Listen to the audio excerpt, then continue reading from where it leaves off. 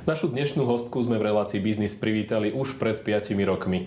Vtedy predstavila firmu, ktorá otvárala slovenským podnikom dvere do Ázie a pomáhala im s dovozom aj vývozom. Dnes sa vracia s novým projektom, ktorý posúva tieto skúsenosti ešte ďalej. Na Slovensko prináša stroje a technológie z Ázie na kľúč, vrátane montáže, servisu a podpory pre zákazníkov. Čo to znamená pre slovenské firmy, pre ich konkurencieschopnosť a celé priemyselné odvetvie? Aj o tom sa budeme rozprávať v nasledujúcich minútach. Vítajte v biznise.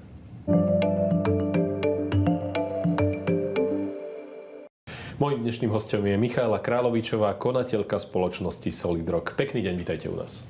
Ďakujem za pozvanie. Firma Infinity Standard, ktorú ste u nás pred rokmi predstavili, tak tá bola predovšetkým o sprostredkovaní a prepájaní firiem.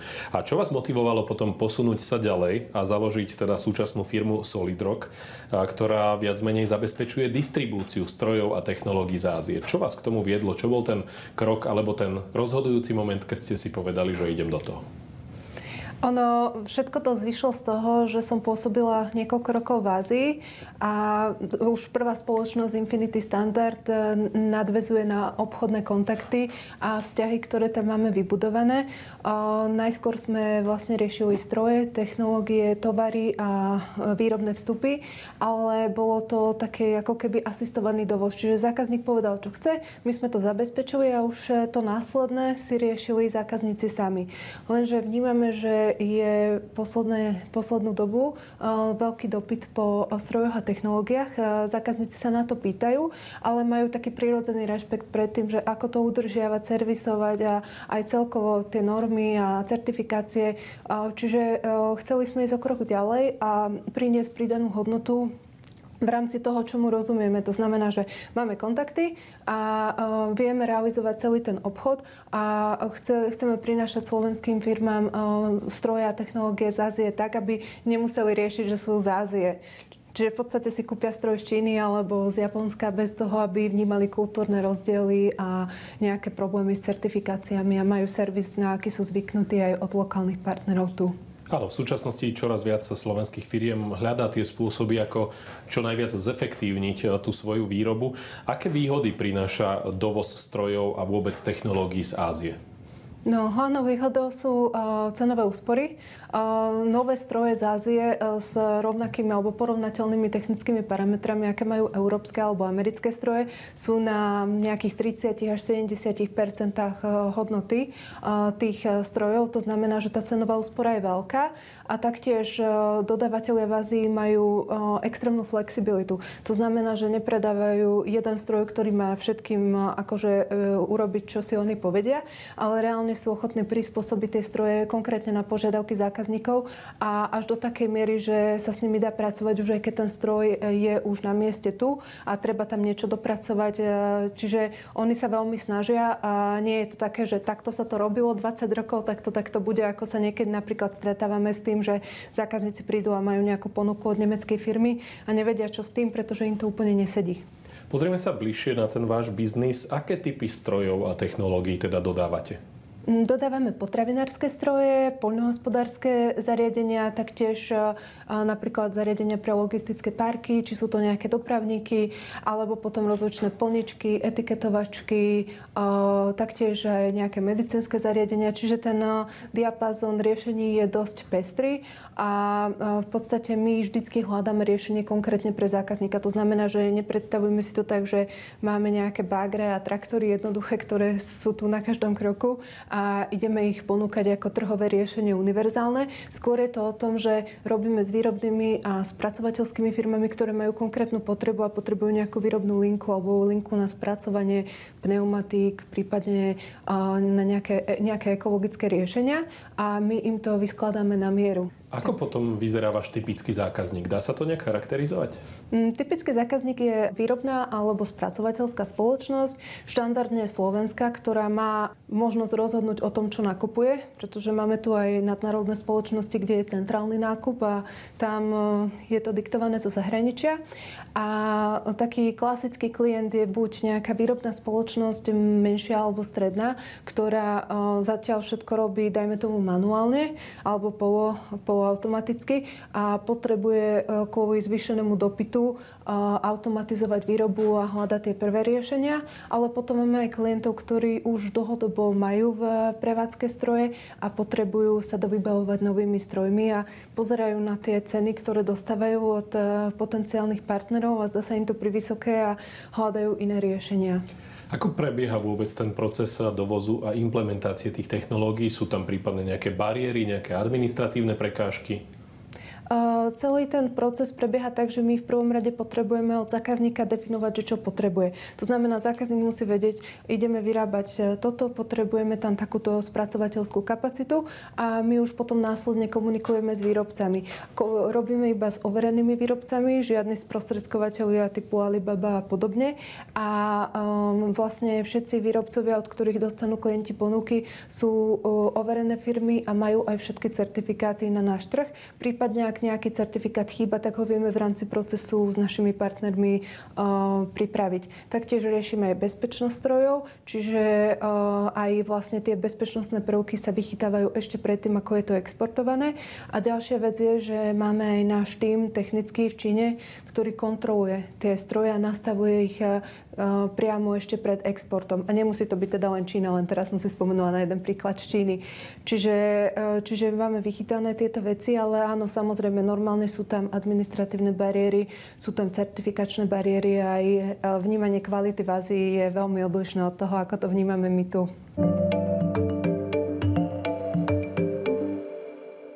Okrem samotného dovozu a tej inštalácie ponúkate aj školenie personálu a následný servis, ak mám teda správne informácie. Ako to celé prebieha a v konečnom dôsledku, aký to má prínos pre tých koncových zákazníkov? Prínos pre zákazníkov to má taký, že keď im už príde technológia, tak už vedia, že tá technológia bude robiť to, čo sme sa dohodli, to, čo potrebujú a taktiež vedia, že im to príde sprevádzkovať odborný technik zo Slovenska. Pri veľkých projektoch, kde je vlastne veľmi náročná inštalácia a montáž, tak pri takýchto projektoch vlastne dovážame aj napríklad azijskú pracovnú silu, akože nie na montáž, ale skôr na vlastne technické integrácie a aj tie prepojenia. Čiže ak je to potrebné, tak zabezpečíme aj ten výjazd technikov z Číny pri inštaláciu a potom vlastne stroje nastavujeme ešte v Ázii do slovenského jazyka. To znamená, že používateľské rozhranie je v slovenčine, čiže nejaká firma výrobná na východe Slovenska, ktorá má personál, ktorý neovláda angličtinu, to vôbec nie je problém. Vie to byť v slovenčine, toto prichystáme my. Taktiež používateľské manuály sú v slovenčine, čiže aj potom aj to zaškolovanie príde to spraviť slovenský občan alebo človek, ktorý vie teda po slovensky a taktiež aj servis riešia naši technici priamo na Slovensku. Čiže nie je to potom, že servisujeme to cez Číňanov napríklad a čaká sa na to niekoľko týždňov. Aké sú zo skúsenosti najväčšie výzvy pri dovoze strojov z Ázie a ako zabezpečujete kvalitu a spoľahlivosť tých technológií, ktoré dodávate firmám?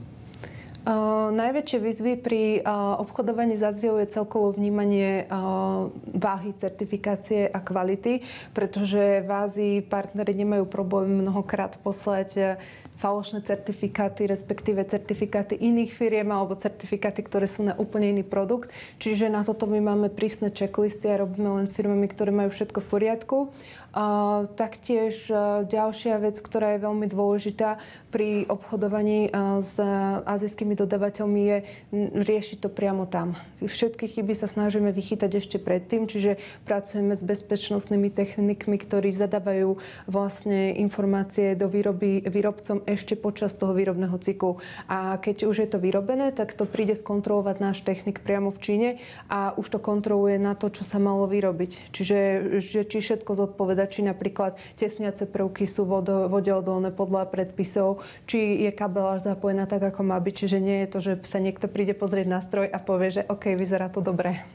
Slovenskí podnikatelia sa neraz obávajú určitých komplikácií pri dovoze. Existujú nejaké, nazvime to, mýty, ktoré by ste možno chceli vyvrátiť? No hlavne o tej kvalite, lebo veľakrát sa stretávame s tým, že sa boja v prvom rade podnikatelia kvality čínskych strojov a technológií, ale keď potom vidia tie technické parametre, tak chápu, že je to v podstate to isté. Veľakrát sa stretávame aj s tým, že majú ponuku napríklad od nemeckého dodávateľa, či už je to nejaká pivovarnická technika alebo podobne, a chceli akože porovnať cenu a dajme tomu, že tá cenová ponuka bola na nejakých 300 000 eur a my sme to overovali v Číne a nakoniec sme narazili na identickú ponuku od čínskeho výrobcu, ktorý to vyrába pre tú nemeckú firmu. Čiže oni nám dokonca aj povedali, kto to je, vedeli presne a poslali nám identickú ponuku, len tam neboli tie loga nemeckej firmy. No a stalo to teda tretinu aj s dovozom. Čiže veľakrát je to, že ľudia vnímajú tú Čínu alebo Áziu celkovo s rešpektom, čo je aj dobré, lebo je tam aj veľa podvodníkov. Ľudia, ktorí sa v tom nevyznajú, narazia na Alibabu, na Made in China a tam akože je tam veľa sprostredkovateľských firiem, ktoré len prekupujú veci, alebo potom sú tam aj vyslovene, že podvody, s ktorými nás potom kontaktujú potenciálni klienti, len to už je neskoro. Ak by ste mohli porovnať slovenský trh a azijské trhy, sú tam určité rozdiely povedzme v správaní podnikateľov a firiem? Na Slovensku je väčší problém s platobnou schopnosťou alebo vôľou. V Číne tie platby prebiehajú v podstate instantne a je tam väčšia miera dôvery v spoločnosti, ale zase na našom trhu vnímam veci tak, že keď sa s niekým na niečom dohodnete, tak to platí už keď sa dohodnete a tam je to vždycky akože určitá miera interpretácie tam je voľná. Preto my máme veľmi prísne zoznamy na to, že čo musí byť v rámci objednávky dodržané, aby nebolo niečo pochopené z jednej strany inak a druhá strana si myslí, že má oveľa menšiu zodpovednosť alebo veci, ktoré od nich očakávame. Čiže toto je veľmi dôležité. Je v posledných rokoch ten trend, že slovenskí podnikatelia sa stále možno častejšie orientujú na tie azijské trhy, práve napríklad aj s ohľadom na nižšie ceny, ako ste hovorili? Áno, len tam zase sa stretávame s tým, že keď si nachádzajú dodávateľ po vlastnej línii, neriešia certifikáty, lebo si myslia, že keď je to na internete, tak je to všetko automaticky v poriadku a potom im prídu stroje, ktoré nespĺňajú žiadne normy, nevedia ich uviesť do prevádzky, alebo im neprídu vôbec, ak ich teda kúpia od nejakých podvodných firiem. A toto nás vždycky veľmi mrzí, lebo skutočne v Ázii kvalita je a vedia vyrobiť úžasné veci, len musíte si vyberať tie čerešničky, nie to najlacnejšie, čo na trhu je a čo dokážete nájsť na portáloch. Lebo akože ja veľa chodím aj na veľtrhy v Ázii a väčšina tých výrobcov, ktorí sa tam prezentujú, čo sa týka strojovej techniky, tak oni nemajú záujem byť na portáloch ako Alibaba, Made in China, lebo tam im vypisujú individuá ako jednotlivci, ktorí ani nevedia, ako ten proces dotiahnuť, nemajú základné informácie a veľké firmy nemajú záujem pracovať s jednotlivcami. Oni radšej pôjdu raz, dvakrát do roka na nejaký veľký veľtrh v Ázii a zakontrahujú si objednávky na celý rok od serióznych kupujúcich, ktorí vedia, čo to obnáša. Čiže tuto by som chcela povedať, že treba si dávať pozor na to, čo na tých portáloch ľudia hľadajú. Skôr by som to brala ako katalóg možností, keď niekto chce získať nejakú inšpiráciu, že čo všetko sa dá, ale už akože samotný obchod stadiaľ nerealizovať. Aké sú plány vašej firmy do budúcnosti? Či už sa bavíme o tom krátkodobom horizonte alebo o dlhodobom? Čo vás teda čaká? Chceme sa orientovať na pokračovanie v automatizácii malých a stredných firiem na Slovensku aj v Česku. Vidíme v tom obrovský potenciál, lebo veríme, že slovenské firmy majú čo svetu ponúknuť a je škoda, že sa neinternacionalizujeme tak, ako by sme sa mohli. Máme napríklad krásny príklad klienta, ktorý už 8 rokov postupne dováža techniku pre svoje podnikanie, pomocou ktorej vyrába produkty, ktoré predáva v západnej Európe pre gastrosegment a v podstate oni nemajú žiadne aktivity na Slovensku, iba tu vyrábajú a dokážu konkurovať v Nemecku, v Belgicku a v ďalších krajinách firmám lokálnym kvôli tomu, že majú kvalitné technológie z Ázie za veľmi dobré ceny, čiže optimalizovali výrobné náklady a vyrábajú to na Slovensku, kde celkovo tiež tie náklady sú nižšie. Čiže toto je podľa mňa cesta a chceme pomáhať firmám robiť veci lepšie aj s pohľadom toho, že je problém s pracovnou silou. Čiže čo sa dá automatizovať, automatizujme a dajme priestor ľuďom, aby robili zmysluplnú prácu. Povedala Michaela Kráľovičová, konateľka spoločnosti Solid Rock. Ďakujem pekne za diskusiu. Dovidenia. Ďakujem pekne.